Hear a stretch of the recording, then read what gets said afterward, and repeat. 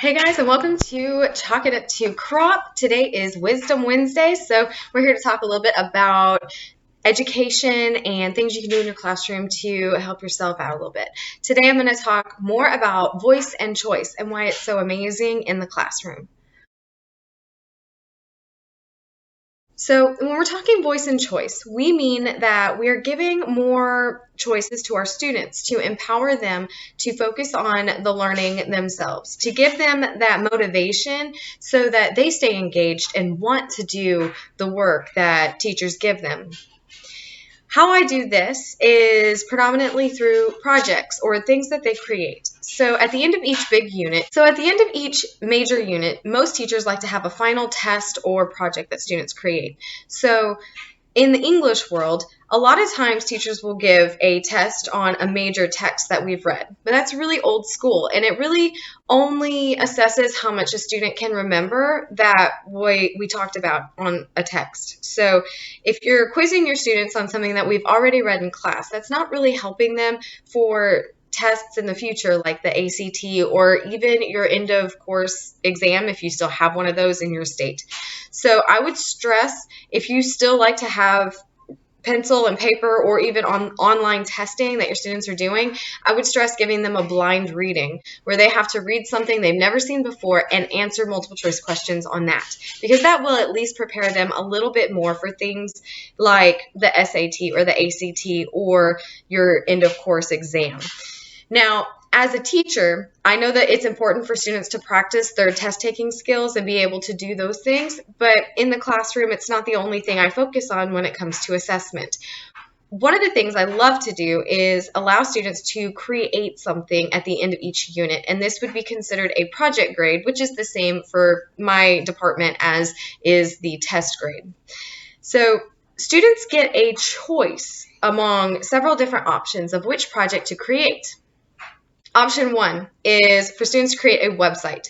Websites are ridiculously easy right now, especially if your school already has Google Suite. So there's a thing on the Google apps that's called Google Sites, and that's sites like a website. And all they have to do is click in a new site and the template's already there. All they have to do is add in the content, add some pictures, create other things that can go onto their website, such as a video or hyperlinks to other websites that they're getting their research from, and of course, maybe some PDFs if you want your students to create other content that can be hyperlinked into their website. So this is really wonderful if you want to assess how much a student knows, but also to assess their own 21st century skills. So when you have a student create a website, be conscientious of what it is you want them to do with the website. It's not going to be the same as assigning a presentation, because a presentation is very flat. A presentation entails that they put information on each slide along with a graphic. However, when you're looking at a website, you really want your students to focus on having a home page that centers around the entire project, and then having multiple tabs, and each one of those tabs should have specific content related to each specific tab. That way, they are able to break down the text or the concept that you're looking at through multiple facets. Now, I also have my students present what they create. So if they create a website, they're going to get up on the smart board and walk us through their website and show us what they've put on each page and how they relate it back to the main essential question of that unit. Option two, students can create a video. I know teachers have been using videos in the classroom for a very long time now. Ever since it became so easy to video record anything, they've been utilized in the classroom. So I don't like to just say video and then let my students do whatever they want, because what you're going to get is you're going to get students to point their phone at someone and hit the record button, and then they're just going to talk to the camera, and it's going to be extremely boring and dull. So you do not want your students just to be reading question 1, question 2, question 3 off a sheet of paper in their video. I always stipulate that our students use the green screen that we have down in our media center. If you don't have a green screen, then you can still request students to use special effects, which are easy and also on your phone if you get specific apps like iPhone Movie Maker. And So I require that students have special effects. I require that they have a storyline. I don't want them to just talk to the camera. I'm expecting them to have a video, whether it is a newsreel where one person is going to be an anchor and delivering a news story, or it's a drama or a skit where they are reconstructing the story like a satire or a parody. Anything that is entertaining and can be considered a video is what I would expect in this type of project. Option 3 is a podcast. Podcasts are something that have become more and more popular recently, and students are actually a lot more familiar with podcasts than you think. Even if you don't have students who are super familiar with podcasts, they get excited about being able to create something like a podcast. What's even better is podcasts are super easy to make these days. There's plenty of apps that you can use either on a computer or on your phone for both Android and iPhones, and it makes it really easy for students to be able to record themselves talking, to edit out the things that they don't like, and to add things like sound effects and music. So when I have students create a podcast, I make them do a little bit of research first, because there are multiple types of podcasts. You have the original type of podcast where you just have multiple people talking about something that is their topic. So for this one, you would have multiple students analyzing a text together through a conversation. Another option is to have students recreate the story through a drama where they are reading as if they're the characters themselves and having to play those emotional parts and things like that. That would be similar to the podcast dramas that you have coming out these days. The final type of podcast would be a news report where you have students pretend that the story is breaking news and they have to deliver the main conflicts and events throughout the story as if it was breaking news.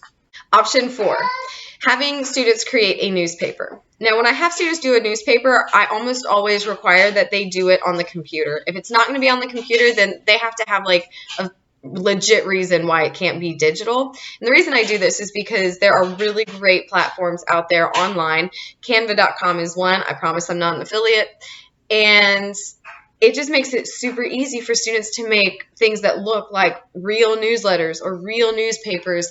And when students can see that they can create something so real looking, it actually gets them more excited about the next project that they're going to do. For a newspaper, I make sure that they have multiple types of stories.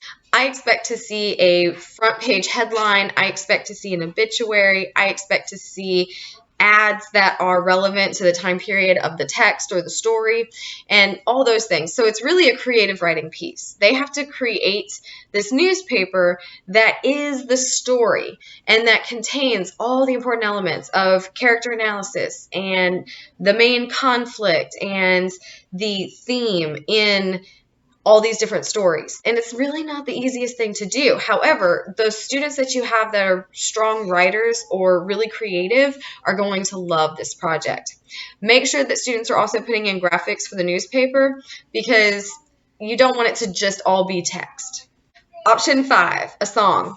There's always a couple of students in my classes that are musically talented, and allowing them to shine through music is a wonderful way to keep them engaged in your classroom. I have found that if I let students create music for a class, they will work 10 times harder to understand the material so that their song can be correct or can hit the right points. So when I require students to create a song, it's not just a poem. It's, again, not going to be the easy way out. None of my projects are going to be what you would consider easy or able to be done in a day. I expect high quality projects. So when students are creating a song, I expect them to relate specific information through the lyrics. I expect it to have a melody, and I expect them to create the melody. And if they're too shy to perform it in the class live, I do expect them to record the song and play it for everybody in the class so that we can all hear it along with the music that they created. Option 6, a diorama. Dioramas are pretty common in the English world. However, I like to offer my students two different ways to do this. They can create a digital diorama, or it can be a physical diorama. When students are creating a physical diorama, they are going to be creating a 3D model of one specific scene in the story. However, they still have to create an analysis of the whole text. So when you create a diorama, I also expect students to create a slideshow presentation or a video recording of themselves explaining the text in whole. So we still have the analysis portion, and their diorama has to be explained in context as they are presenting. When I have students do a diorama, I make sure that they understand that if they choose that, I am going to be grading it aesthetically, because I have other options. I have creative writing. I have a podcast. I have a video. There are other things that students can do that are not so artistic. And if students are going to choose the diorama, then I do expect a certain level of quality when it comes to the 3D model. Now, I have had a couple of students really get excited about the diorama, but they want to do a digital version. When I say digital version, I mean a video game. So I've had two students who actually created a video game from code that was the actual storyline. So they created the setting, the house that the story took place in, they created characters, and they created a whole series of levels that students would have to perform or to travel through that correlated with the story that we had read. And that was one of the most amazing digital dioramas that I have ever seen. I have also had other kids who enjoy CAD programs, create CAD program dioramas with the story. I've had kids who are really into Minecraft, create Minecraft worlds that were associated around a text. And these are all wonderful ways to get students who typically are not engaged in the English classroom really excited about my class. If you like this episode of Chalk It Up to Crop Educators Edition, please like, share, and subscribe down below. Please check out all the other videos we have about personalized instruction up in the corners or down below.